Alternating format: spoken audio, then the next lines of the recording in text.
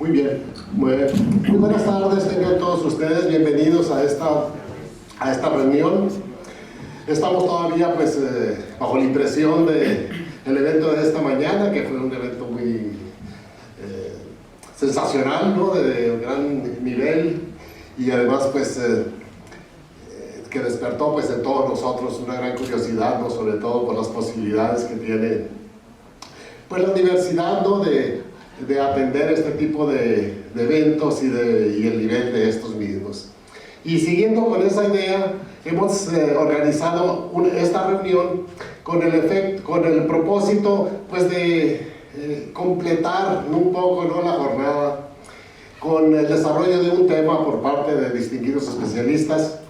Y el tema que queremos desarrollar es la visión del universo desde la antigüedad hasta nuestros días.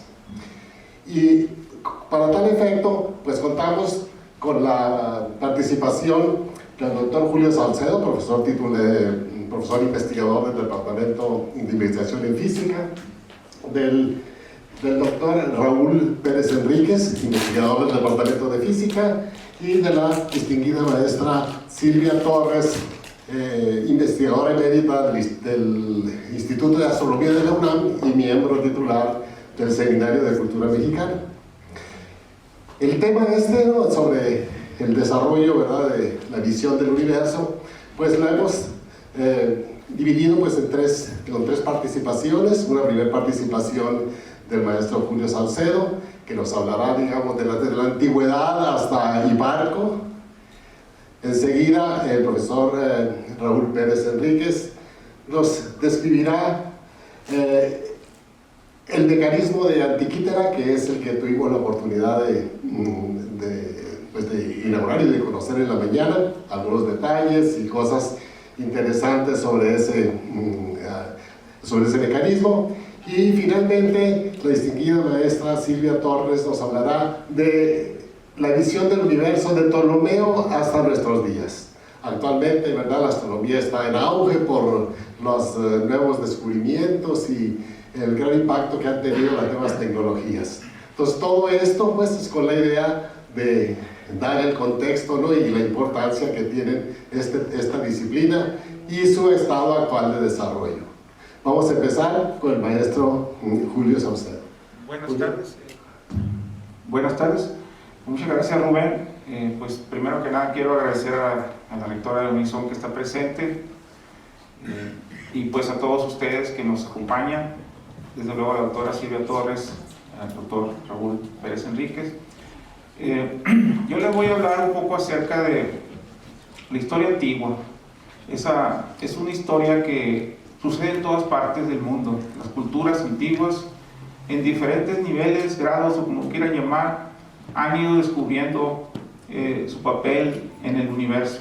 Han tenido sus propias ideas, pero desde luego la corriente de conocimiento occidental tiene una ruta que fue forjada por las grandes culturas de la antigüedad, que estamos hablando de Mesopotamia y Egipto, pero principalmente, obviamente, hay otras partes que también hicieron grandes contribuciones, pero esta nos compete porque nos vamos a dirigirnos a lo que es la herencia que recibieron los griegos. En particular, en Mesopotamia, tenemos que fueron grandes astrónomos, grandes observadores del cielo, y ellos descubrieron una gran cantidad de cosas, fenómenos astronómicos muy interesantes, descubrieron muchos ciclos de la naturaleza. Todos esos los heredamos nosotros en la actualidad, en los conceptos que tenemos, tanto en el tiempo como inclusive, por ejemplo, las horas y los minutos, los días, las semanas, los meses, principalmente los meses, de hecho, porque casi todas las culturas observaron la luna. La luna, su luz tenue, agradable, ha sido importantísimo para el desarrollo del conocimiento del ser humano, ¿verdad? Y en contraste, el sol también ha aportado mucho, de diferentes maneras, ¿verdad? Obviamente, lo poderoso de su radiación es algo que intimida y lleva a pensar, etcétera, ¿no? Que el día y la noche y todos esos fenómenos que lo sabemos, y que después las culturas fueron descubriendo cosas como que entre solsticio y solsticio había un viaje por ahí hacia cuando se levantaba el sol, por el este, que el transcurso del año iba cambiando esas marcas en el sol, ¿verdad? Igual que las sombras iban cambiando de una estaca vertical, que es lo que conocemos como el gnomo. Todas esas cosas, los mesopotámicos y de alguna manera también los egipcios las desarrollaron. Esta es una herencia bien importante, digamos. Llegaron a tal grado de perfección, digamos, las observaciones mesopotámicas, que realmente todavía casi lo que conocemos como un mes, en particular el mes sinódico 29.53, lo tuvieron bien desarrollado. Inclusive lo usaron para predecir eclipses. El ciclo de Saros, que corresponde a 223 meses sinódicos, que da pues una cierta cantidad de años, 18 años, 11 días y 8 horas, ¿no? Es el ciclo que descubrieron en Mesopotamia para predecir eclipses lunares, y que después se vio que también era válido para el ciclo solar, para los eclipses solares. Y pues también otro ciclo bien importante también relacionado con la luna es el ciclo metónico, ¿verdad? Que corresponde a 235 meses sinódicos, igual a 19 años, y uno más, que es precisamente el ciclo calípico, que corresponde a 4 de esos ciclos metónicos y da 76 años.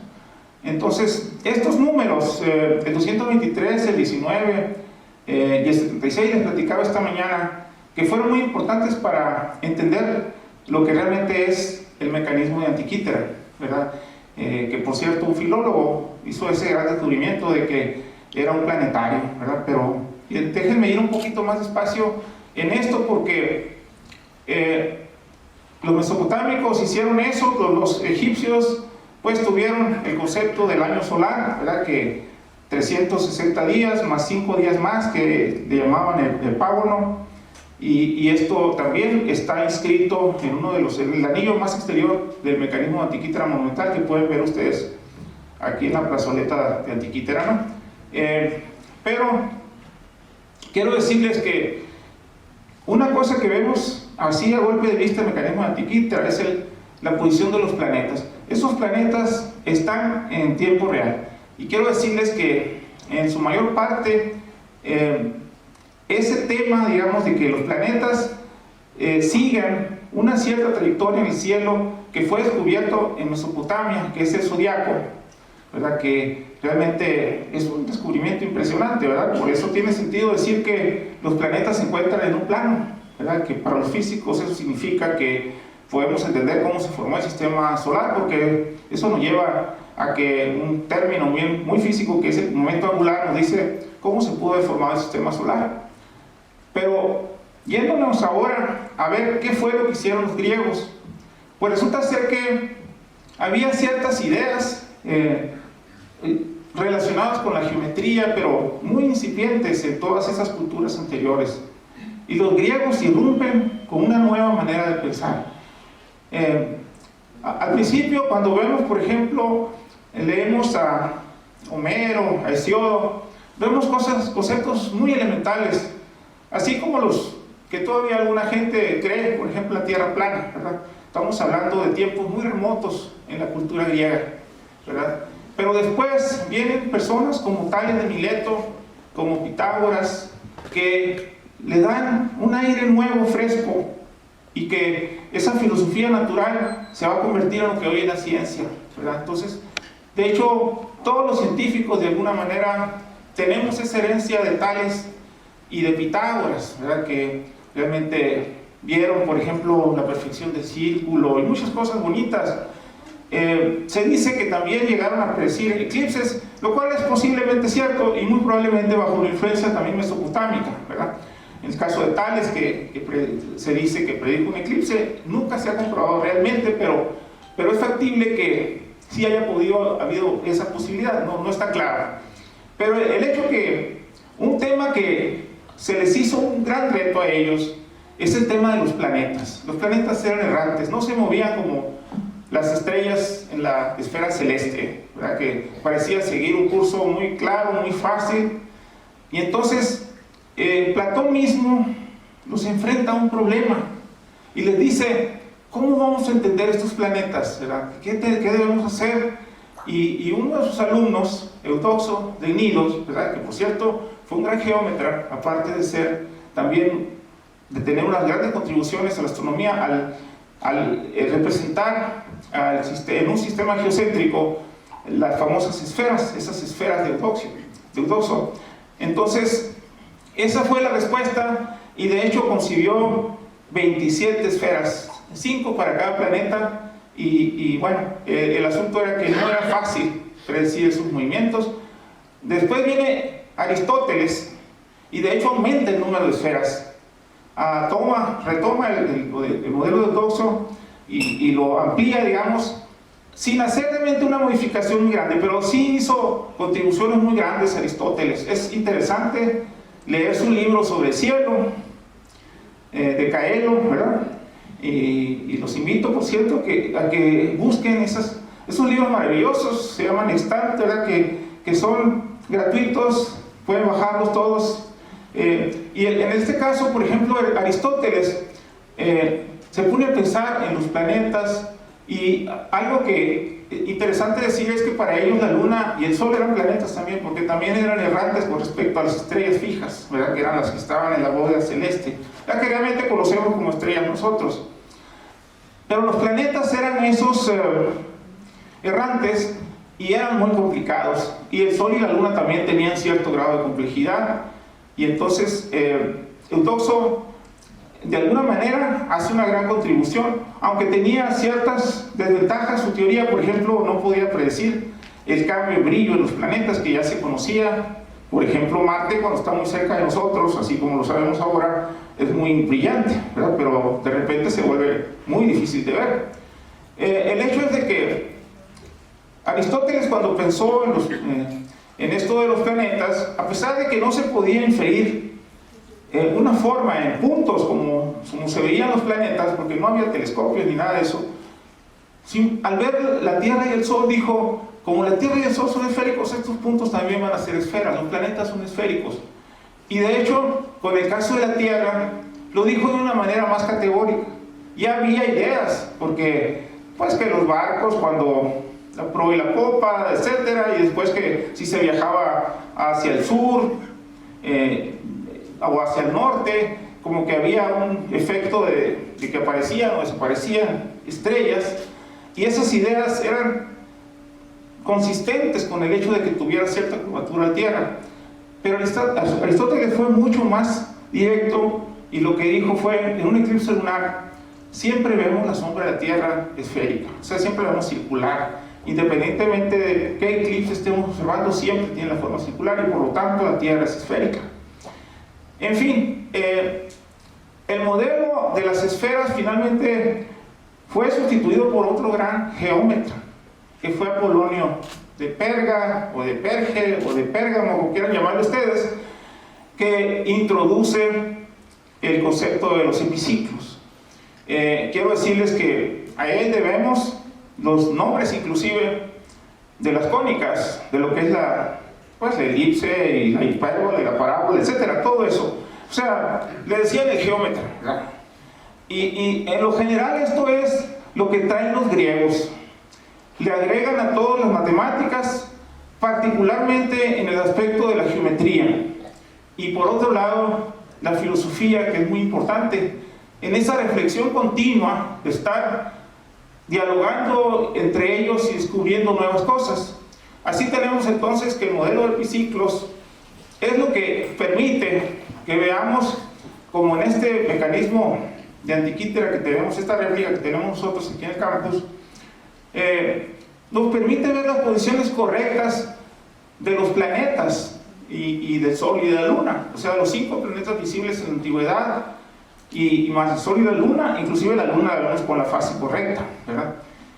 Todo esto nos da el hecho de que supieron modelar a través de este sistema de biciclos las posiciones. Quiero decirles que sabemos ahora que realmente el modelo que ellos concibieron con esta Tierra en el centro, que es el geocéntrico, no es el modelo correcto. el más correcto, o correcto digamos, es el sistema heliocéntrico. El Sol está en el centro.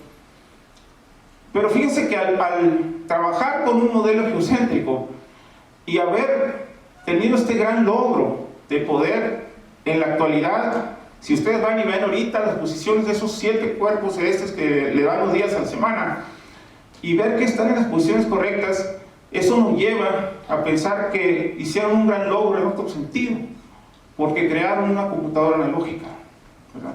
Pese a todo lo complejo que era su modelo con respecto a lo que hoy conocemos, realmente hicieron un enorme logro.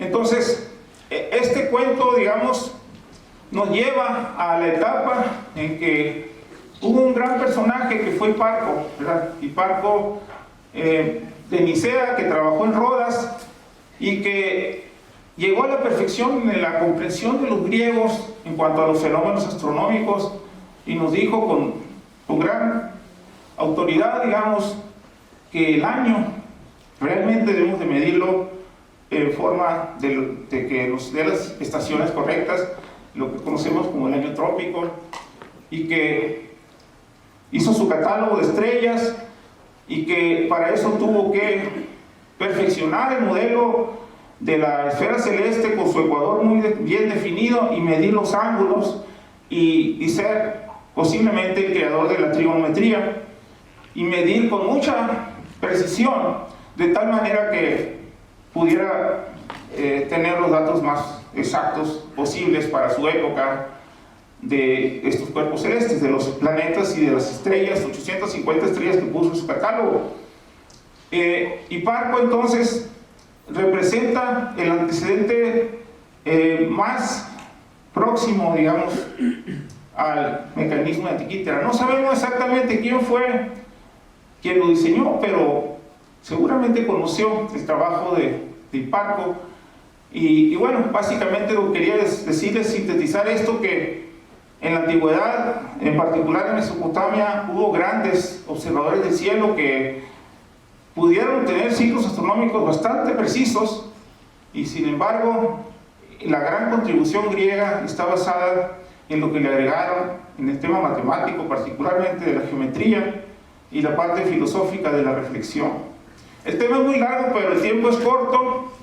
Raúl Pérez Enríquez nos describirá el mecanismo de Antikythera, que es el que tuvimos la oportunidad de inaugurar y de conocer en la mañana, algunos detalles y cosas interesantes sobre ese mecanismo. Y por eso cedo la palabra a maestro Raúl.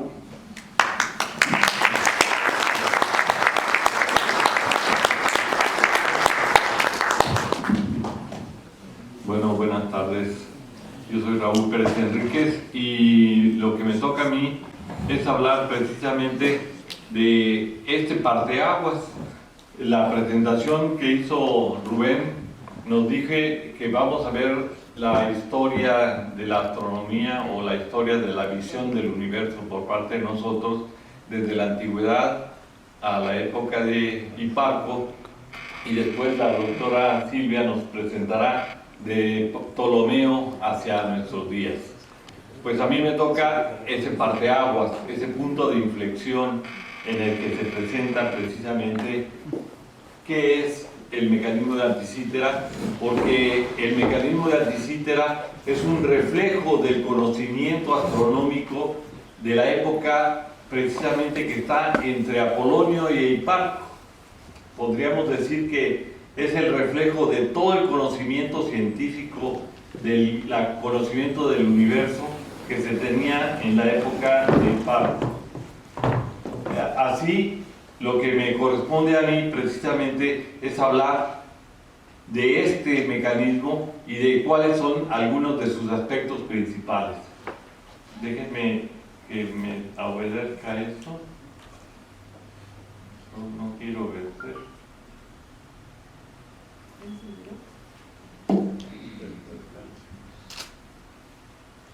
¿Está encendido? ¿Sí? ¿Que le puedan cambiar allá? A ver. ¿No quieren checar?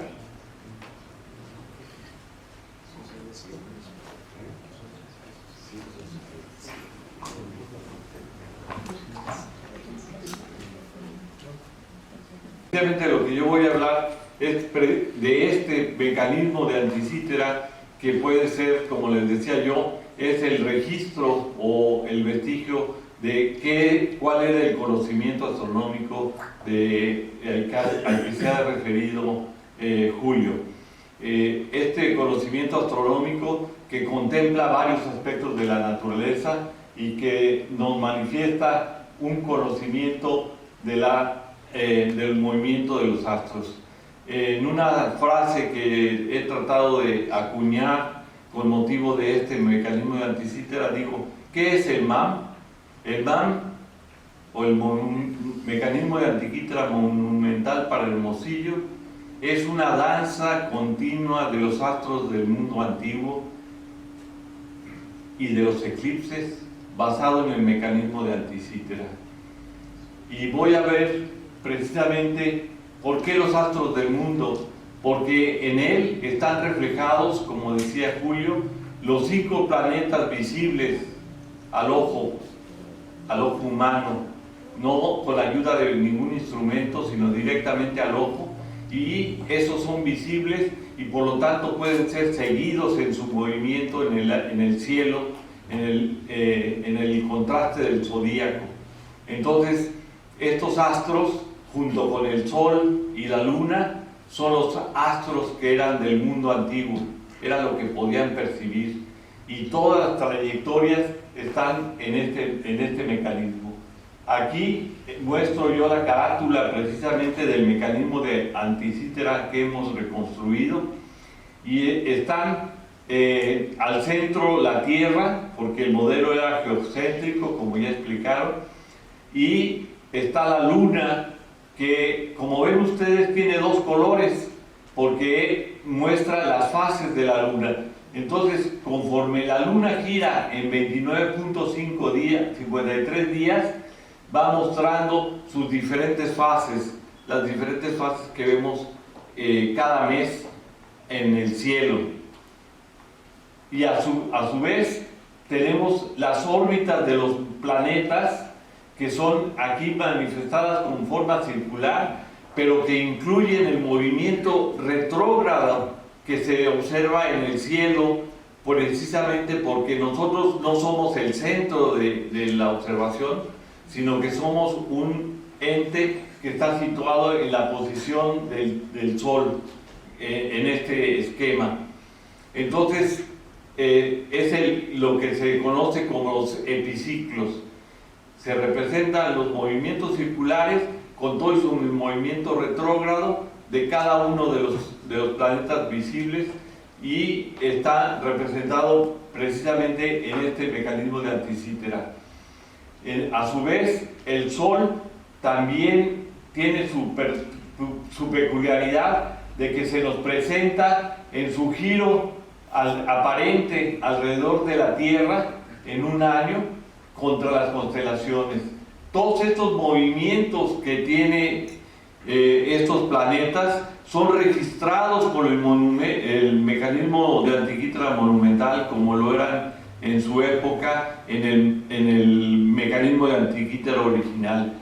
Es una representación en donde día a día se va viendo conforme a las posiciones en este anillo. Este anillo representa lo que es el cielo nocturno, que son las constelaciones del zodíaco.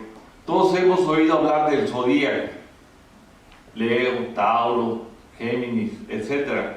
Todos sabemos hablar del zodíaco, pero lo que tenemos que conocer es que en ese fondo de esas constelaciones del zodíaco es en donde evolucionan, y por eso digo una danza continua, porque ahí es donde danzan los planetas en esa órbita que está representada por el zodíaco.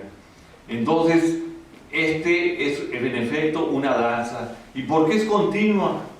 Porque tiene agregado a este mecanismo, se le ha adjuntado un reloj monumental que lo va a mover para que nos dé segundo a segundo el movimiento de los planetas y de los astros del cielo de este mundo antiguo en tiempo real, día a día, segundo a segundo, momento a momento, y que se puede constatar y se va a poder constatar siguiendo las posiciones de los astros y comparando con el cielo nocturno o, en su caso, en el caso del Sol, en lo que sería la contraparte de los eclipses. Entonces, este reloj monumental da una vuelta cada 24 horas, o sea, cada día, y por cada día que da una vuelta tenemos un avance en este indicador del calendario, un avance de 1 grado, o no 1 grado, sino una división, porque también tiene el calendario en este anillo exterior, el mecanismo de Anticítera. Entonces el mecanismo de Anticítera nos está llevando a cabo el registro de los días de la semana, los calendarios, tal como se sucede, y reflejándonos la danza de los planetas en este sistema. Pero también, además, no solamente nos presenta esto, sino el mecanismo en su parte posterior, en su carátula posterior, tiene 2 espirales, que son las que se ven aquí, una de 5 vueltas y una de 4 vueltas, que es, como decía Julio, el representante del ciclo metónico, el de arriba, el superior, es el ciclo metónico de 19 años, que es lo que hace conmensurables 2 ciclos celestes, el ciclo del Sol y el ciclo de la Luna. ¿Conmensurables en qué sentido? En que después de 19 años solares, la Luna da 235 ciclos propios y coinciden nuevamente. Y esto lo repiten, y cuando se repite 4 veces, se hace lo que se llama el ciclo calípico. Entonces, aquí tenemos la repetición de esto, y esto va a ser seguido a través de esta espiral que dura 19 años en recorrerse, y así se va a ir registrando día a día, momento a momento. En la espiral de abajo tenemos la representación del ciclo de Saros, que es un ciclo de 18 años y que corresponde al ciclo básico de la predicción de eclipses. O sea, este mecanismo nos ayuda también a predecir los eclipses. Aquí, ahorita en esta fotografía no está en su ajuste original, pero ahorita nos va a predecir el eclipse que va a suceder el próximo 8 de abril. Nos va a decir que en qué momento cae ese eclipse. Y este ciclo de Saros es el ciclo en el que se repiten los eclipses a lo largo del tiempo.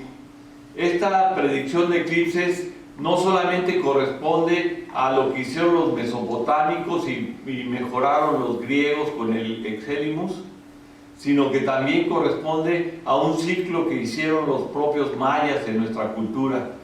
Pero de eso voy a hablar mañana, de cómo los mayas tenían también su propio ciclo, que era de 11.960 días, y que también predecían los eclipses que se iban a suceder en secuencia en cada una de las regiones del mundo. Pero no solo eso, este mecanismo de Anticítera nos proporciona además la virtud de que cada uno de los ciclos que están marcados aquí, que están, cada uno de los parte, están los nombres de los meses lunares y que se va correspondiendo, y hay un contador de años o de ciclos más bien de años que nos da la predicción de los eclipses, de los Juegos Olímpicos, que eran cada 4 años, de los Juegos Nemeos, de los juegos ICEOS y de los, ¿cómo se llaman los otros? NEA y los NAA, juegos NAA. Son diferentes juegos que tenían los griegos, los griegos tenían estos juegos y que celebraban festividades de toda índole.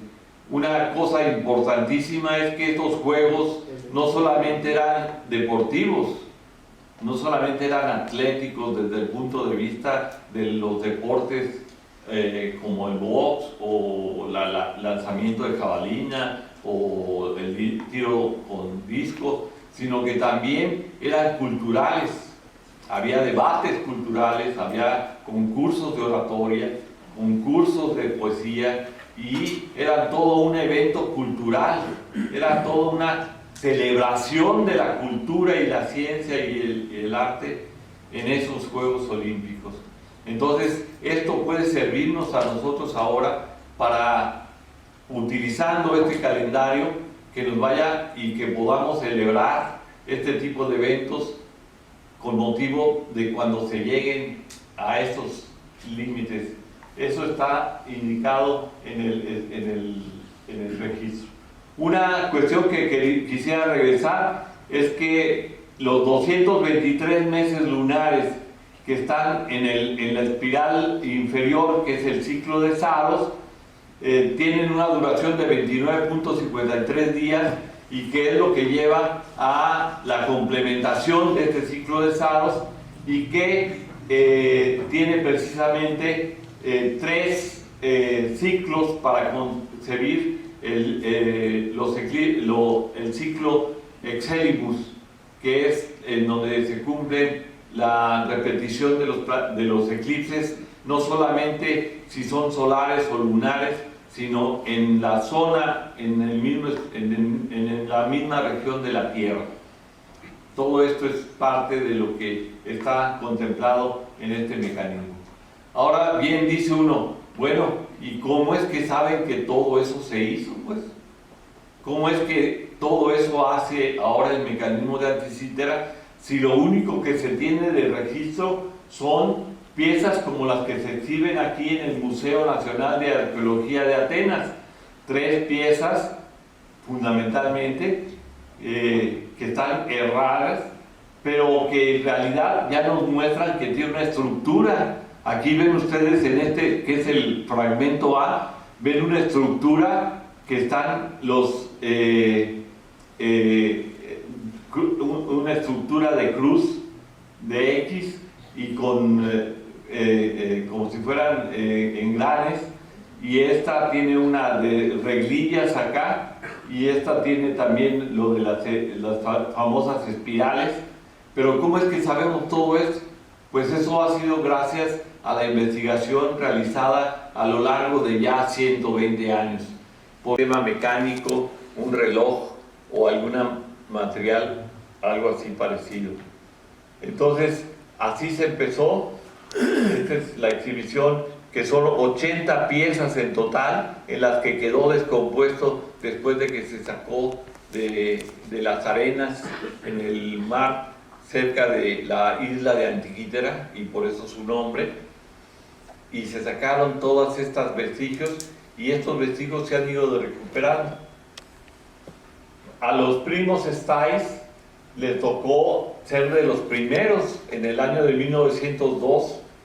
Decía yo, ellos anuncian en el periódico que hay un mecanismo que puede ser un reloj, pero más tarde, en un artículo científico, ya se ven reflejados algunos de los componentes, algunos de las estructuras que se podían ver en ese mecanismo de Anticítera.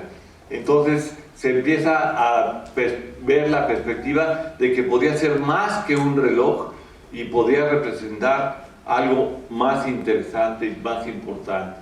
Y fue precisamente un filólogo, como dijo el doctor Julio Saucedo, el filólogo que determinó a través de la observación de varios números importantes dentro de los textos que están recuperados en las piezas, que identificó 3 números que le dieron la idea de que podía tratarse no solamente de un reloj, sino de un planetario o una representación celeste. Esto fue hace ya 120 años, pero ahora con las técnicas modernas, a través de los estudios, se han podido hacer investigaciones mucho más profundas y se ha ido elucidando con la tomografía computarizada que ustedes han de conocer a través de imágenes que toman de los cerebros cuando le hacen a uno un estudio de tomografía, que vemos capa a capa, slide by slide, vamos viendo cómo se compone. Pues aquí podemos ver cómo en las piezas se ven y ya nos hablaba de esto en la mañana el profesor Fries, de cómo se ven las piezas y se puede determinar el tamaño de los engranes y contando el número de dientes se puede determinar las características del engrane. Todo eso se ha recuperado y eso es lo que ha servido de base. O sea que lo que se ha hecho con el mecanismo de Anticítera monumental que tenemos es la recuperación de toda esa información e investigación a lo largo de 120 años que nos ha llevado a comprender los mecanismos. Y aquí está Alfredo Carmona, el ingeniero que le decimos el griego, porque él se adentró en profundidad a entender cómo poder reflejar lo que estos engranes nos dicen y poderlos articular en un mecanismo mecánico que pudiera llevar adelante la reproducción de todos esos movimientos de los que he hablado: el movimiento de los planetas, el movimiento de la luna y el sol, los eclipses y la representación del calendario lunar. Entonces, estas son algunas de las imágenes que contenía. Se han hecho en el mundo, como decía también Julio, varios modelos, como el de Wright, como el de Cotzanas, que por cierto, un modelo como este de Cotzanas lo tenemos aquí en la Universidad de Sonora, que nos lo trajo el doctor Xenofón Musas cuando en 2018 hicimos una exhibición del mecanismo de Anticítera aquí en este auditorio. Presentamos también en el año 2022 lo que sería la réplica del mecanismo 1 a 1 y que nos permitió conjuntamente con relojes Olvera tercera generación, que por cierto tengo que reconocer el trabajo, entusiasmo de esta empresa innovadora a nivel nacional, pero que ahora se convierte en un líder mundial en lo que es fabricación de este tipo de artefactos de esta naturaleza. Felicidades también para ellos. Y esto nos lleva precisamente a que quisiera agradecer que a partir de 2022 integramos un equipo de trabajo que continuamente estuvimos laborando y comunicándonos aún con la pandemia y con otro tipo de limitaciones como es la distancia desde Zacatlán a Grecia y de Grecia a Hermosillo y de Hermosillo a Zacatlán, pero nos pudimos conjuntar y hacer un equipo de trabajo que ha sido el que ha elaborado. Quiero mencionar explícitamente de parte de la Universidad de Sonora a Julio Saucedo Morales y, bueno, ahí estoy yo, Raúl Pérez Enríquez, de Relojes Olvera tercera generación, al ingeniero Alfredo Carmona, como decía, y por supuesto al director de la empresa y colega, amigo ingeniero Jesús Clemente Olvera Trejo, y por parte de la Universidad Nacional y Capodistriana de Atenas al profesor Xenofón Musas. Este equipo estaba, digamos, líder del proyecto, así quedó registrado. Es el doctor Ezequiel Rodríguez Jáuregui, y que es digamos, la estructura básica de este proyecto en el que hemos realizado este trabajo. En el aniversario 120 del descubrimiento del mecanismo de anticítera, hicimos la presentación del modelo 1-1. O sea, como ven aquí, este es un modelo de 33 centímetros de altura. Y en el 2022 que presentamos esto, y ahora en el 2024 estamos presentando uno que es 10 veces más grande. Eso es gracias al esfuerzo de todo el equipo y particularmente, como decía yo, de la empresa Relojes Olvera. Ahora, yo quisiera que vieran ustedes una peculiaridad de este mecanismo, y es la característica de que no tiene, es como si hubiera sido fabricado en la antigüedad, porque no tiene tornillos, no tiene tuercas, no tiene mecanismos de sostén específicos de esa característica, sino que es un ensamble, así como lo ven ustedes reproducido, ensamble mecánico totalmente del mecanismo 1-1. Eso se trató de replicar y se logró también en el mecanismo de anticítera monumental. O sea que eso es parte de lo que es el logro en este proyecto. Entonces, pues esto es lo que yo quisiera comentar.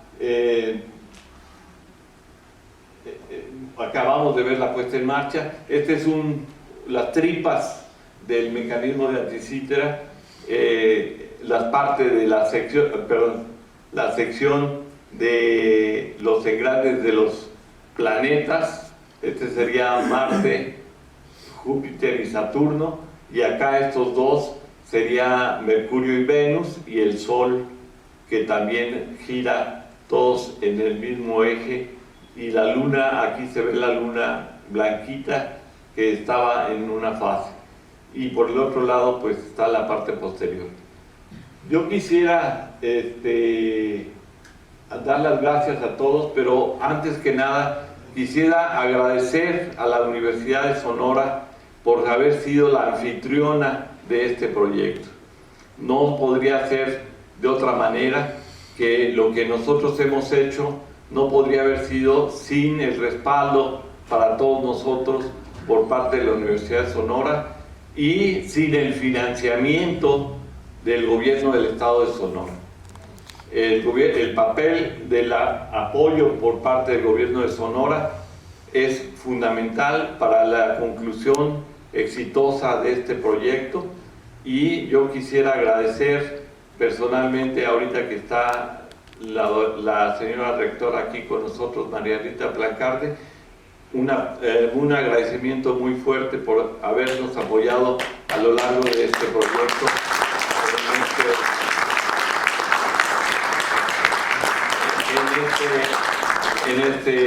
en este proceso, y insistir en algo muy importante desde mi punto de vista. Es que este proyecto es conjunto entre la universidades en plural, y una empresa innovadora que arriesgó mucho, pero que dio frutos.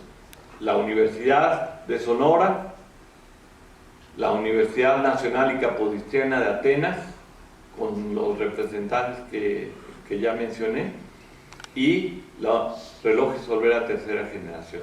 Yo con eso termino, y diciendo que este mecanismo de anticítera sería, como quien dice, el punto de partida en el punto de inflexión de un registro que es único en el mundo, y que además es único porque fue enterrado por las aguas y quedó cubierto por las aguas por más de 2100 años. De otra manera, posiblemente hubiera sido hubiera terminado como muchos de las cosas que se hicieron de bronce en la antigüedad, fundidos para construir armas de guerra y combatir al enemigo. Sin embargo, así es como queda. Pues les agradezco mucho su atención. Gracias. Finalmente, la distinguida maestra Silvia Torres nos hablará de la visión del universo de Ptolomeo hasta nuestros días. Actualmente, ¿verdad?, la astronomía está en auge por los nuevos descubrimientos y el gran impacto que han tenido las nuevas tecnologías. Entonces, todo esto pues es con la idea de dar el contexto, ¿no?, y la importancia que tiene esta disciplina y su estado actual de desarrollo. Bien, Claudio Ptolomeo, años 100 y 170 de nuestra era, y esta pues es una edición en latín de su libro Almagesto, que es el Almagesto se conservó, fue un libro importante que él escribe, un conjunto de libros que él escribe, se perdieron y los conservaron los árabes, la cultura árabe lo viene y lo regresa a Europa, a la cultura europea, y entonces toma el nombre de Almagesto. Estimó que el Sol, es un libro, es un tratado muy complejo, tiene muchísima información, pero por ejemplo, estimó que el Sol ya está a una distancia de 1200 radios terrestres, pues se equivocó por un factor de 2, porque está a 2300 radios terrestres, pero es importantísimo, ya empieza a dar medidas del sistema solar, y que el radio de la esfera de las estrellas fijas está 20.000 veces más grande que el radio de la Tierra. Entonces ya esto nos está diciendo cómo es el universo. Y la palabra universo no existía, era el mundo. ¿Cómo era el mundo? Para ellos es todo. ¿Qué es? El mundo, las estrellas y los planetas, y el Sol y la Luna. Eso es el mundo. Eso es la totalidad. Eso es todo. Bueno, menos la parte espiritual, que es otra historia, por supuesto. Uno de los problemas que existía era tratar de interpretar, esta es una manera de cómo está representado el movimiento de uno de los planetas, la apariencia de unos planetas, y que conforme pasan los días va cambiando de posición respecto a las estrellas, pero llega un momento en que da la vuelta, entonces el movimiento retrógrado de los planetas.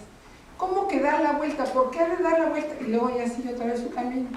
Entonces, ¿respecto a qué? Respecto al fondo de las estrellas. Las estrellas no cambian, dan la vuelta día con día, no cambian, pero los planetas sí van cambiando de posición en relación a ese telón de fondo que son las estrellas. Entonces, esto es lo que, vamos a ver si yo lo puedo hacer. Entonces, se inventaron que para lograr eso era necesario pues hacer figuras, y entonces inventaron lo que se llaman los epiciclos, y bueno, fue un trabajo bárbaro de todas maneras para explicar los movimientos retrógrados de los planetas. Igual estamos pensando en círculos, en esferas, que son las figuras perfectas, y entonces una esfera que da vueltas al borde de otra esfera, etc. Es la manera de explicar los movimientos de por qué van y vienen y se regresan, ¿no? Entonces está explicando eso, y bueno, es esa parte. Es que no, tengo que hacerle un poco de caso a Rubén, no mucho, pero un poco de caso. Bueno, entonces aquí estamos viendo el mundo según el universo, según Ptolomeo, según lo que Ptolomeo recoge de todo, está recogiendo toda la sabiduría en su libro, toda la sabiduría griega está plasmando en ese libro. Y bueno, pues vemos lo que estamos viendo en el mecanismo de la Antiquítera, que está la Tierra al centro, como debe de ser, pues aquí somos nosotros, aquí estamos al centro, la Luna dando vueltas, Mercurio, Venus, el Sol dándole vueltas a la Tierra, Marte, Júpiter, Saturno, y lo que quiero hacer notar, además de todo eso, es que las estrellas están al fondo, y la representación, las estrellas como que es un telón de fondo, como que tampoco tienen profundidad. No estoy 100% segura de eso, no lo he estudiado a fondo, pero creo que no tiene profundidad. En 1512 y en 1514 ya Copérnico empieza a distinguir que no le gustaba ese modelo, el modelo de que la Tierra estuviera al centro, y empieza a proponer que es el Sol el que está al centro, para explicarlo mejor. Pero no se atreve a hacerlo. Entonces, miren, en la fecha, por eso pongo las fechas, entonces le llevó más de 30 años animarse a publicarlo. Ya es una carta, entonces lo escribía por carta, lo manda por carta a sus otros colegas astrónomos, pero no lo publica. Le da miedo y tiene razón. Y entonces es un pequeño tratado sobre las hipótesis formuladas por Nicolás Copérnico acerca de los movimientos celestes. Y circuló en copias manuscritas, pero pues muy poquitas, ¿no? Entonces ya está proponiendo su teoría. Ahí está, bueno, está Copérnico saludándolos, y es la portada de su libro, que aparece en 1543, ya sobre su lecho de muerte. Entonces su libro aparece ahí, y este es un extracto de su libro, y aquí esta figura que estaba ahí, la expando, y entonces está proponiendo Copérnico que el Sol es el que está al centro, Mercurio, Venus, la Tierra, y ya la Tierra aquí muestra a la Luna girando sobre la Tierra, Marte, Júpiter, Saturno, etc. Y las estrellas, al fondo las estrellas inmóviles, las estrellas están quietas, están móviles, y son los planetas los que se mueven. Bueno, Copérnico no fue el único, había muchos más colegas, no muchísimos, pero sí había más astrónomos, pero estos son los más significativos, los más señalados. Copérnico, Tycho Brahe, que lo conocemos poco, es de Dinamarca, un príncipe danés muy importante, Galileo, Kepler y Newton. Entonces estoy poniendo la línea del tiempo de qué fechas a qué fechas estuvieron vivos, y Copérnico pues muere en 1543, y es más o menos donde nace Tycho Brahe. Después Galileo, Kepler son simultáneos, y ellos son contemporáneos, y luego ya Newton es posterior. Bueno, ¿por qué pongo a Tycho Brahe? Porque Tycho Brahe tuvo el talento de mandar a hacer o de construir instrumentos muy delicados de madera, no eran de madera, en una isla que le regalaron, le prestaron una isla para que cuidara los restos del rey, y no los cuidó, hizo astronomía, y no cuidó los restos del rey. Pero lo que tiene Tycho es que con esos instrumentos que construyó pudo medir con altísima precisión la posición de los planetas respecto a las estrellas. Entonces es el que mide con mayor precisión eso. Pero por otro lado, Tycho ya conocía, Tycho conoce la propuesta de Copérnico y no le gusta. Dice, pues, ¿saben qué? Eso yo no lo creo, no estoy de acuerdo. Y entonces propone una alternativa. Entonces propone que está la Tierra inmóvil al centro, que el Sol le da vueltas a la Tierra y que los planetas giran acompañando al Sol. Entonces ya es una propuesta híbrida. Ya no es ni la de Copérnico ni la que plasma Ptolomeo. No era estéticamente la de Ptolomeo. Ptolomeo plasma lo que en la antigüedad se consideraba. Bueno, y al fondo están las estrellas. Ahí está. Entonces eso es lo de la propuesta de Tycho Brahe, que desaparece después. Hasta que llega Galileo en 1609, llega con su telescopio y descubre, todas cosas maravillosas en el cielo que ni nos imaginábamos que existieran. Galileo merece una plática aparte, pero les diré que entre otras cosas encontró que alrededor de Júpiter había unas estrelluelas que lo acompañaban siempre, y llegó a la conclusión que primero pensaba que eran 3 y luego resulta que eran 4, que son sus lunas, las lunas de Júpiter. Entonces él, que sí era copernicano, había leído a Copérnico y que sí le convencía mucho la obra de Copérnico, él presenta ya el modelo de Copérnico, lo presenta ya modificado, que es la Tierra al centro, bla, bla, bla, el Sol al centro, la Tierra con la Luna, y ya pone aquí a Júpiter con sus 4 lunas. Y esto lo pone en su libro de los diálogos, que publica en 1632, creo, y es el que le lleva a grandes problemas, porque, pues no solamente por eso, sino porque empieza a decir que el Sol tiene manchas, empieza a decir un montón de cosas, escribir un montón de cosas, y no solamente las escribe la parte científica, sino que en su texto es el primero que escribe, que no es en latín, ya no lo escribe en latín, lo escribe en italiano, y se burla del Papa indirectamente, del Papa Urbano, que había sido su amigo. Entonces hace una caricatura de sus posturas, y pues eso no le salió caro a Galileo. Entonces no fue solamente por sus posturas científicas, sino también por arrogante, yo creo, por payaso, pero era un gran comunicador. O sea, su libro es muy interesante, muy agradable. Y bueno, el primer libro escribe sus resultados, sus descubrimientos. Es un libro pequeñito y se lee, pero es una delicia, se lee en una tarde, delicioso. ¿Cómo se llama? Los diálogos. No los diálogos, el anterior, el Mensajero Celeste. El mensajero de Siderius Nuncius es delicioso, es brevísimo y muy al punto. Y en cambio ya los diálogos ya empieza a echar mucho rollo, muy interesante. Los diálogos ya los pone en italiano, el Siderius Nuncius es en latín, como debería ser, etc. Entonces, pues esto le llevó a muchos problemas a Galileo, que no vamos a contar aquí. Seguimos en lo de seguimos en lo de ¿qué más encontró Galileo? Galileo encontró que al dirigir su telescopio hacia la Vía Láctea, que no sabía, la Vía Láctea es una banda lechosa, suavecita, bueno, de brillo tenue, que cruza el cielo. ¿Cuántos de ustedes han visto la Vía Láctea? Sí, pero es que están en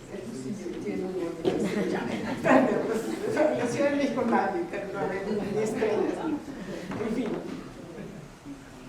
Entonces, al mirarlo a través del telescopio, él dice, no son nubes, no sabía si eran nubes o estrellas, es un número enorme de estrellas, inimaginable, ni intenta dibujarlas, porque ve ciertos grupos de estrellas y encuentra que hay más, y entonces las ilustra, las dibuja. Pero hacia la Vía Láctea son tantas que ni hace el intento de dibujar, describe en palabras que es un número inmenso de estrellas. Entonces ya está viendo que hay más estrellas que las que vemos a simple vista. Y esto yo creo que filosóficamente también trae un cambio muy importante. Porque el cielo, finalmente, ¿para qué está? Pues para el deleite de los humanos. Y si hay más estrellas que los humanos podemos ver así nomás, pues ¿qué significa esto? Digamos, religiosamente tiene su importancia, filosóficamente tiene su importancia. Bueno, eso fue, estamos pasando de 1632, nos vamos más allá de un siglo, y está el señor Messier, francés, que él buscaba cometas. Entonces recorría con un pequeño telescopio, ya más grande que lo de Galileo, recorría el cielo buscando cometas, y había objetos nebulosos que le estorbaban. Le estorbaban porque ahí estaban siempre, pensaban que era un cometa, no, ahí está, la noche siguiente está en la misma posición, en el mismo lugar. Entonces dijo, pues mejor me voy a poner a hacer un catálogo para que ya no esté yo pensando que son cometas. Entonces hace un catálogo de cerca de 100 objetos, y le llamamos el catálogo Messier, del señor Charles Messier. Y ahora les estoy mostrando ahí una foto moderna, las fotos modernas de lo que él vio, apenas como manchitas difusas en el cielo. Entonces ya esas son fotos modernas de sus, más o menos, les digo que son 100 o 104, pero creo que llegó a 101 y los otros ya los pusieron después, pero tenemos hasta 104. Entre esas está el grupo de estrellas, el cúmulo de las Pléyades. Es una fotografía muy moderna, por supuesto. Él no tenía ni fotografía ni nada, y un telescopio más poderoso que los de Galileo, pero pues también bastante chafa, ¿no? Conseguimos uno mejor, ambos, etcétera. Entonces, aquí hay otros objetos difusos, objetos que vistos con un pequeño telescopio, pues se ven fuera de foco, que no es una estrella, no es un punto, y luego incluso una galaxia. Entonces ya había objetos difusos, miren, más objetos difusos de los que, y por eso tienen el número M. M33 es el número 33 del catálogo de Messier. Tiene muchos otros nombres y números esta galaxia, pero digamos eso. Seguimos, nos estamos yendo rápido hacia acá, hacia el tiempo, y ya por ahí de 1785, pues estaban tratando de encontrar, bueno, ¿y cómo están? ¿Dónde están distribuidas esas estrellas? ¿Están realmente nada más es una cáscara llena de estrellas fijas o tienen profundidad? Y entonces uno de los primeros modelos los hace el inglés Herschel, el alemán en Inglaterra, William Herschel, y propone que todas las estrellas son del mismo brillo y que nada más unas son más débiles porque están más lejos. Entonces, dice, bueno, esa es su propuesta. Entonces, ahí ya lo que estamos viendo es un universo muchísimo más grande que lo que tenía Ptolomeo. Ptolomeo tenía en realidad el sistema solar solamente, pero aquí que estamos descaradamente fuera del sistema solar, ya donde cada uno de sus puntitos, el Sol está aquí y cada uno de sus puntitos es una estrella equivalente al Sol que está más y más y más lejos según qué tan débil está. Está horrible ese universo, pero en fin, esa es su manera de representar, tratando de representar lo que él ve. Bueno, pues seguimos y aquí, bueno, son pedazos distintos, inconexos, pero van a estar conectados de la historia. Entonces, este es el conde de Ross en Irlanda, construye un telescopio ya de 72 pulgadas, 72 pulgadas es pues casi 2 metros de diámetro, ya es un telescopio con espejo en lugar de lente, etcétera, y miren, lo tiene que levantar, es como un cañón, ¿no? Lo levantan con soga y da vueltas además. Bueno, entonces él dibuja objetos que ve en el cielo, ya con ese telescopio tan poderoso, ya puede ver con mucho más detalle lo que Messier veía como una manchita, él ve mucho más detalle y lo dibuja, lo ilustra. Entonces para mí es extraordinario cómo lo puede ilustrar, porque para trabajar en el telescopio a oscuras quiere decir que la pupila se tiene que ser muy grande, pero para escribir en el papel tiene que poner luz y entonces la pupila se vuelve a ser chiquita. Entonces es complicado dibujar. Aquí está una galaxia, ahorita les muestro cuál es M33, aquí está otra galaxia, esta es la nebulosa del Cangrejo, esta es la misma galaxia, este es un detalle, una toma grande de la galaxia, este es un detalle central, y este es lo que ahora conocemos como una nebulosa planetaria. Tampoco no está preciosa su representación. Bueno, la siguiente son esos mismos objetos en esa misma distribución. Entonces vemos cómo, vean la galaxia, esta M33, que es una espiral, él cómo la representa, pues la representa así. Y la siguiente, que es otra espiral, es una galaxia doble, entonces a él le toma, hace varias ilustraciones de esta, por cierto. Entonces él toma esto, hace estas dos ilustraciones que están aquí, esta y esta, y del Cangrejo, que es la remanente de la explosión de supernova, pues estaba más brillante en esa época, por cierto, y entonces él la representa así, pues como una araña difusa, y este objeto es una nebulosa planetaria que tiene esta figura. Y efectivamente ahí está con sus dos ojitos, ahí está la lechuza. Ahí está la lechuza con sus dos ojitos. Bueno, entonces, ¿qué ¿Qué es lo que estoy tratando de decir? Que ya conocían que había objetos difusos, algunos, y lo que tenían que entender, esos objetos difusos están cerca, son pequeños, están cerca, o son enormes y están muy lejos.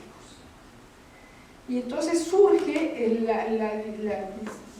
la división de que si son universos islas, algunos de ellos, si son grupos de estrellas separados unos de otros, y entonces por eso le llaman islas, universos islas, porque es un grupo de estrellas separado de otro grupo de estrellas, y no sabían, y esto se resuelve, bueno, se resuelve antes, en la década de los 20, se resuelve que efectivamente estos objetos, este y este, son galaxias semejantes a la nuestra, que nosotros estamos ubicados, el Sol del sistema solar está ubicado en un grupo de estrellas que es equivalente a este o a este. Estos son muy chiquitos, estos no, estos son cercanos, y que entonces a eso les vamos a llamar galaxias. Entonces galaxia, además de ser un modelo de coche y un modelo de televisión y de muchas otras cosas, en realidad el nombre está diciendo, es como la Vía Láctea. La palabra está en griega, de leche, entonces la Vía Láctea, o son otras vías lácteas, otros grupos, agrupaciones enormes de galaxias que están separadas unas de otras. Entonces la palabra, el concepto universo isla ya no se dice son galaxias, hay galaxias, están ahí. Hasta ahí vamos muy bien. Entonces el universo ya se hizo más grande, o sea, la visión de cómo es el universo ya es muchísimo más grande que antes. Es porque no solamente son grupos de estrellas, sino que están incluso separados unos de otros a enormes distancias. Ya la visión es muy grande, es distinta.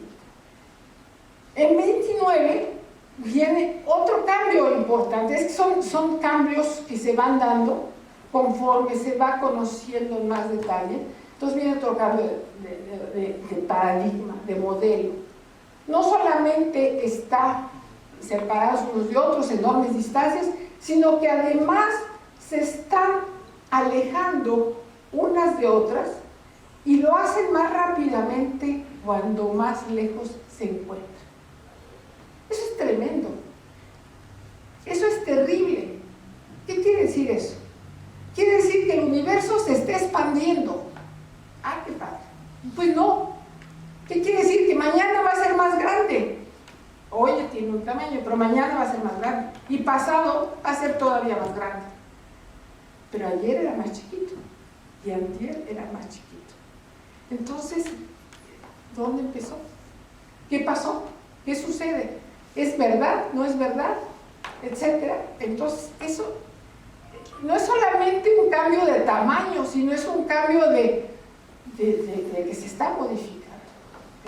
Y esto se decide en 1929. Por cierto, ahí está Einstein y Hubble.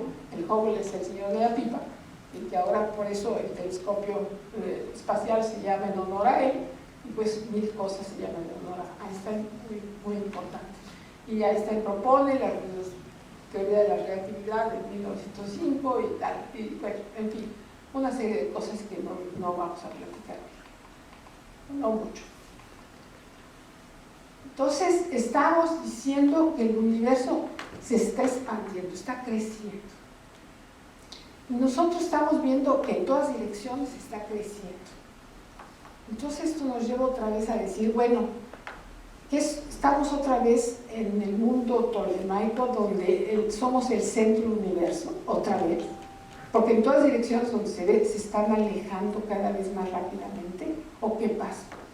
Entonces la conclusión es que no, que cualquier observador donde quiera que se encuentre vería lo mismo, que no estamos en un lugar privilegiado, no es un universo a la antigua, sino que estamos en cualquier observador vería lo mismo. Eso es muy importante. Eso es. Bueno.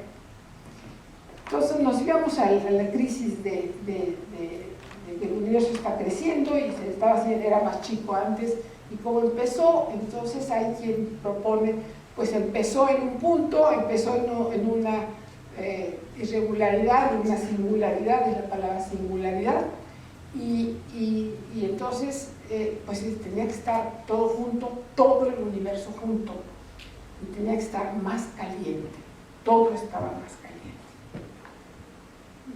Y se ha ido en expansión, y ya todo está más frío, y ya está más caliente. ¿Y eso qué significa? Pues significa muchísimo. Tiene importancia por todos lados. Entre otras de las importancias que tiene es que durante breves segundos o minutos, el universo estaba tan caliente como el interior de una estrella, como el interior del Sol. Y entonces estaba transformando los núcleos, los átomos, lo estaba transformando de un elemento químico a otro elemento químico, de hidrógeno a helio. Estaba construyendo el helio. ¿En cuánto tiempo? En 3 minutos y medio, no más. Entonces, los primeros 3 minutos fueron cruciales porque formó el hidrógeno, helio y un poquito de otros elementos. Entonces, aquí son los modelos que dicen en qué tiempo estamos, en qué tiempo que se formó, estaba del hidrógeno, se formó el helio, un poquito de deuterio, hidrógeno, tritio, litio, berilio y boro, pero en cantidades minúsculas. ¡Ah, caramba! ¿Y eso qué significa? No, pues eso es terrible. ¿Por qué? Porque aquí nosotros ahorita estamos en un universo que tiene todos los elementos químicos. ¿Cuáles elementos químicos? Los del aire. ¿Qué hay en el aire? Oxígeno, nitrógeno, agua. ¿De qué estamos hechos? ¿De qué estamos hechos? Alguien diga de qué estamos hechos. Carbón. ¿Qué más? Hidrógeno, oxígeno, Chon, ¿verdad? Carbón, hidrógeno, oxígeno, nitrógeno. Nada más. Le faltó el fósforo. El fósforo. ¿Y qué más? Los huesitos, el calcio. Ahora, tenemos aquí tenemos hierro, aquí tenemos la madera es carbón, las arenas son de silicio, las paredes no sé de qué sean, las cosas, esto es plata. En fin, estamos viendo todos los demás elementos. Entonces esto nos lleva a otro problema, que no viene al caso, pero hay que contarlo. Entonces, ¿de dónde salieron? Pues de estrellas. Entonces, las estrellas son las que formaron todos esos elementos químicos que estamos viendo en la Tierra, de donde estamos hechos y que comemos todos los días. Entonces, eso es una de las consecuencias de estos modelos. Entonces, esta es la proporción de elementos en el sistema solar. Está puesto cada división es 10 veces, creo que 100 veces más alta, 100 veces. Y acá son un factor de 100, aquí otro factor de 100, entonces son 10.000, etc., ¿no? Entonces, lo que hay principalmente del sistema solar, hidrógeno, helio, si hay litio, berilio y boro, hay todos los demás elementos de ahí para la derecha, los que se van disminuyendo. Y esos son los que se hicieron. Los primeros son los que se hicieron en la gran explosión, en el Big Bang. Nosotros sabemos lo que es el Big Bang, es un programa de televisión que nos ha divertido mucho. Bueno, no, el Big Bang, el nombre proviene precisamente de lo que es lo que le llama la gran explosión. Hay quien dice la expansión porque no fue una explosión. Y entonces aquí se formaron estos primeros elementos y todos los demás que les estoy diciendo que se formaron en las. Y luego los arrojaron al espacio. Bueno, entonces, primera consecuencia es eso. Y luego, ¿qué otra cosa? De esa altísima temperatura quedan vestigios. Y esos vestigios son radiación que está cada vez de mayor longitud de onda y por lo tanto representa un gas más frío. Digamos, no gas. Ya apagué.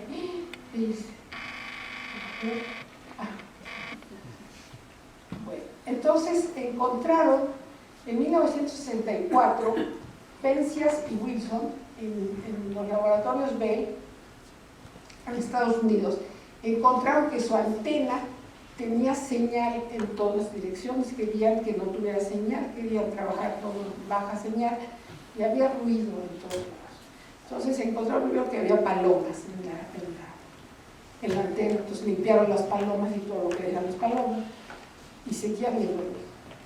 Y entonces dicen, es el ruido de fondo, de la radiación de fondo, que es el vestigio, los primeros minutos, pero no, ya no son minutos, de las primeras épocas del universo.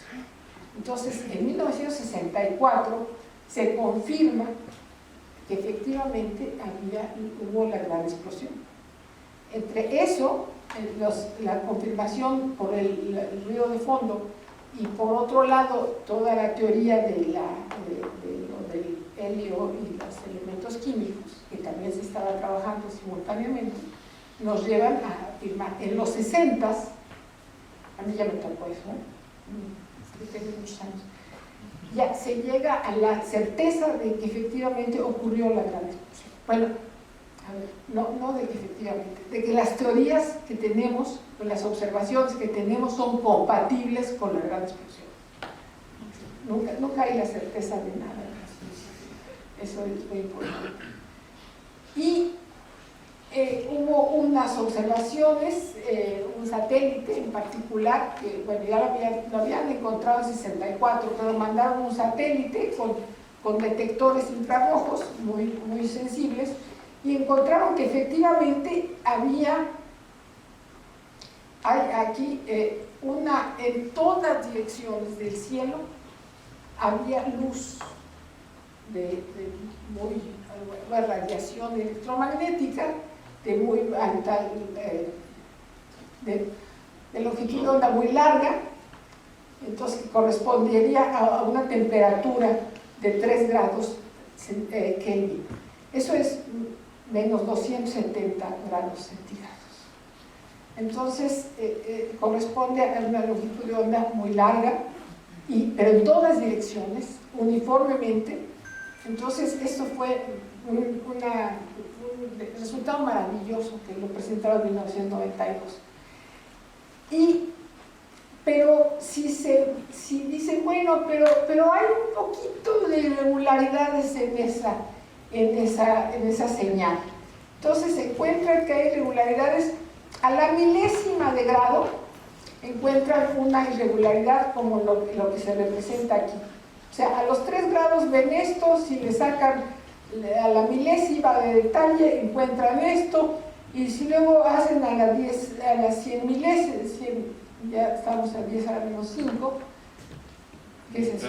100.000 veces más pequeño, encuentran este tipo de señales, donde los colores nos platican qué tan intensa es la señal. Entonces dicen, no, pero esto ya más bien se parece a la Vía Láctea.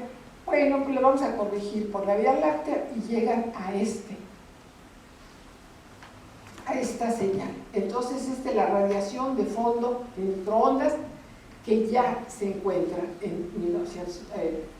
Y bueno, este experimento les valió el premio Nobel a estos los señores, además del experimento del Nobel. Entonces, las evidencias que ocurrió la gran explosión, hay más. Es la expansión del universo, la abundancia de los elementos ligeros, la radiación fósil. Y se siguen acumulando más evidencias. Bueno, ya estamos muy contentos. Entonces, fíjense, ya tenemos un universo inmensamente grande. Ya además está en expansión, y además empezó el chiquito. O sea, ya nuestro universo ya es otra cosa, ¿eh? Cada vez, si se fija, está más complicado. Bueno, pues ahora está más complicado todavía. Resulta que además hay materia oscura en ese universo. ¿Qué es eso? No sabemos. ¿De qué estamos hablando? De que hay más materia que la que estamos viendo con luz visible, con luz infrarroja, con rayos X, con rayos gamma, con ondas de radio. ¿Por qué? Porque se ve en su efecto dinámico los movimientos de las galaxias y el lentes gravitacionales. ¿De qué estoy hablando? de las galaxias se puede medir la velocidad de rotación de la galaxia a distintas posiciones del centro de la misma. Este sería el centro. Esta es una galaxia, está de 3/4, ni modo que le digamos, enderezate, quiero tomarte la foto de frente, pues no se puede. Ahí está la foto. Entonces toman las velocidades de las distintas estrellas a distintos radios y esperan que vaya disminuyendo con la distancia la velocidad de rotación, porque las de adelante corren mucho y las de atrás se quedarán. Ya lo sabemos todos, ¿no? Bueno, entonces resulta que no está ocurriendo eso. Cuando logran observar objetos cada vez más alejados del centro, que por cierto son cada vez más débiles, entonces se encuentran que el comportamiento no disminuye, sino que sigue bastante uniforme. Eso es también muy complicado, porque quiere decir que sigue habiendo materia que está deteniendo a esa masa. ¿Qué quiero decir? Si la estrella está dando vueltas muy rápido, más rápido que lo que la masa interior la jala, la estrella se va, la estrella se escapa. Si no se escapa, es que algo le está deteniendo. Y si están ahí las galaxias, es que tienen estrellas y algo las está deteniendo. ¿Qué es eso? Masa. Acción gravitacional las está jalando, las está deteniendo. Entonces, ¿eso qué es? Lo llamaron materia oscura. No sabemos qué sea. Hay materia, y como no sabemos qué son, le ponemos oscura de nombre. Entonces, materia oscura. Ahora, además, sabemos, o la propuesta de la relatividad general, es que el espacio se deforma por la presencia de masa. Entonces, si el espacio se deforma, la luz que va a viajar por el espacio, pues cambia de trayectoria, no se va a ir lo que imaginamos que debería ser recto, sino que rodea a esa masa si se pasa muy cerquita. Y eso le llamamos lente gravitacional. Si hay un observador y hay un objeto, una galaxia y una galaxia muy brillante a lo lejos y otra galaxia en medio y están perfectamente alineadas, pues la luz que viene de aquí para acá se va a curvar y el observador cree que la luz está viniendo de otros lugares. Está viendo luz fuera de posición. Esto le llamamos lente gravitacional y se amplifica, por cierto, y depende de cómo está la proporción de masas, distancias, posición, etc. Y aquí aparece esto que se llama la cruz de Einstein, que son como si fueran 4 cuasares, pero son idénticos. A la hora que estudian el espectro resulta que son idénticos. Es que es el mismo cuasar, es el mismo, y lo que estamos viendo son sus imágenes. La lente gravitacional, y aquí también vemos otros aspectos de lentes gravitacional. Esto que vemos, estos como gotas, es es un cúmulo de galaxias que está cerquita, cerquita en casa del diablo, y atrás hay cuasares, atrás hay objetos todavía más brillantes, o brillantes, y que los estamos viendo, y esta masa los está curvando. Entonces, estos se llaman efectos del lente gravitacional, y es la materia oscura. La materia oscura es la presencia, nos está delatando la presencia de materia oscura. Ya se nos está complicando el universo. Otra lente gravitacional, aquí vemos cómo se curvan, algunas empiezan a estar más curvas. Esta luz es la presencia de materia, se delata la existencia de materia oscura. La lente gravitacional, y un poquito regresamos a la radiación de fondo. Esto fue lo que descubrió el COBE en 92, estos son los señores del premio Nobel, y en 2003 mandaron los europeos otra nave espacial para hacer con más detalle, querían ver más detalle espacial, cómo estaban las irregularidades, y encontraron que efectivamente se porta igual que el COBE, pero es como si lo viera con más foco, como si el COBE fuera lo mismo pero fuera de foco. Y entonces se fijan que lo de arriba y abajo coincide, pero lo de abajo tiene mucho más detalle. Y luego todavía después, 10 años después, lanzan otra nave, que es Planck, le llaman Planck, en honor a otro científico muy importante, y encuentran que también hay coincidencia del anterior, que se llamó Wilkinson, quién sabe qué, WMAP, pasó a Planck, es lo mismo, están viendo, pero todavía mucho más detalle. ¿Por qué quieren más detalle? Porque tenemos que entender por qué se formaron las galaxias. Si todo está perfectamente regular al principio del universo, entonces no hay forma de explicar cómo se formaron las galaxias. Y sabemos que hay galaxias, porque nosotros estamos en una galaxia y además tenemos otras galaxias. Entonces es el detalle, y encuentran que las galaxias no están así puestas al azar, no es que seamos el salero y salieron como fuera, sino que parecen estar en una red, como en una esponja, como que forman las paredes de la esponja. La distribución observada de galaxias, y entonces es necesario hacer modelos matemáticos para imaginarse cómo son esas galaxias, hacen modelos de que las ponen como puntos de masa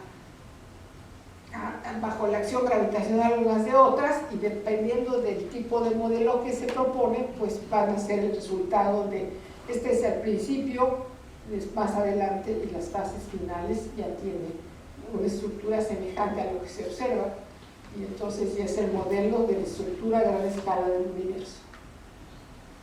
Pero no hemos terminado. Además de que se expande, y además de que está hecha en una malla, y además de todo eso, ahora resulta, desde el 95 resulta, que esa expansión la hace aceleradamente. Vamos, ¿qué les pasa? Entonces, eso es tremendo. Estos, por cierto, son los que sacaron el premio Nobel por las observaciones y la interpretación, porque observaron supernovas de tipo 1A, que son objetos muy brillantes, que brillan súbitamente y luego ya se apagan en distintas galaxias. Eso permite ver galaxias muy lejanas con mucha precisión a qué distancia se encuentran, y entonces se encuentran que las galaxias muy alejadas nos dan idea de que el universo se está acelerando. No solamente está en expansión, sino que está acelerando. Eso no se esperaba. Se esperaba que estuviera en expansión, pero que después esto se detuviera y regresara. ¿Por qué? Porque hay masa, y la masa la está jalando a que regrese. Pues sí, pero además de masa hay algo más. Entonces a eso le llaman energía oscura. Los nombres son terribles, no sabemos qué sea. Entonces hay materia oscura y energía oscura. ¿Y esto qué significa? Pues que el universo está hecho de energía oscura al 73%, materia oscura al 23%, y átomos, que son lo que conocemos, apenas al 4%. Y eso es lo que entendemos del universo. ¿Y la historia del universo? Pues la gran explosión ocurrió, y dijimos que se hicieron los elementos en los primeros 3 minutos. Lo que vemos, la radiación fósil, esta viene de los 380.000 años. Después, las primeras estrellas a los 200 millones de años, las primeras galaxias